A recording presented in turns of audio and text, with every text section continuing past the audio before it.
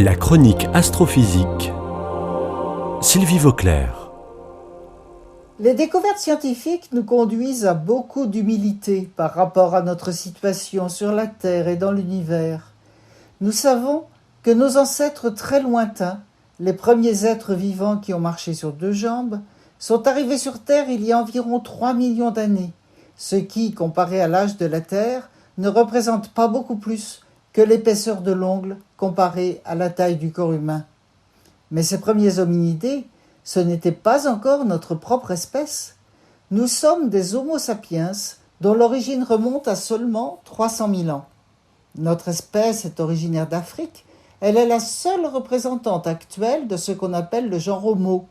Mais il a existé dans le passé de nombreuses autres espèces, comme la nôtre, qui se sont éteintes. On connaît l'homme de Néandertal, qui a vécu en Europe, au Moyen-Orient et en Asie centrale, jusqu'à une période datée d'environ 30 000 ans. Les études génétiques actuelles montrent d'ailleurs que nous avons tous, sauf rares exceptions, un petit peu de Néandertal en nous. Nos espèces se sont métissées dans le passé, et nous avons nous-mêmes une origine complexe.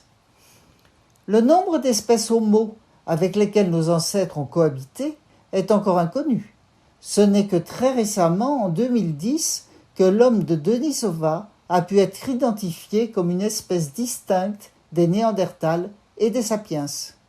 Cela a pu se faire grâce à une analyse génétique d'une phalange humaine fossile trouvée dans la grotte de Denisova en Sibérie.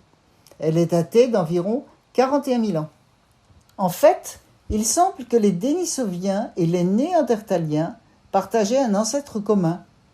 Et par ailleurs, les Denisoviens se sont métissés avec certains sapiens, c'est-à-dire notre propre espèce. Par exemple, les ancêtres des Papous, des aborigènes australiens, des Tibétains, de certains Philippins.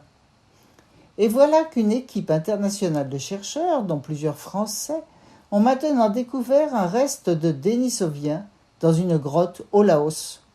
Il s'agit en fait très probablement d'une femme, une Denisovienne, qui présente beaucoup d'affinités avec les exemples déjà répertoriés de Denisoviens en Chine.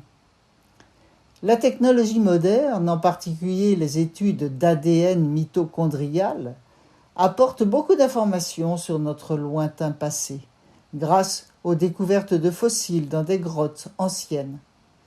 Il est de plus en plus évident que les êtres humains qui vivent sur Terre actuellement ont des origines complexes, résultat de métissage entre d'autres espèces d'humains aujourd'hui disparues.